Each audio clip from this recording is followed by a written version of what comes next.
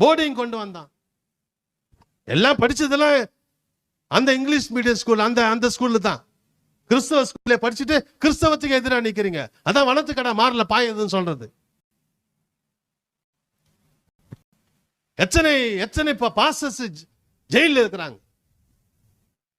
எவ்வளவு பேர் குற்றம் கொலைவரமா இருக்கிறாங்க. எவ்வளவு பேர் அடிக்கிறீங்க.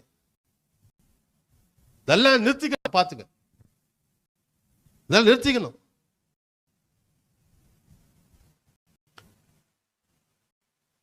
போறாமையால ஏன் நான் சுவிசேஷம் உனக்கு நான் போறாம என்ன போறாம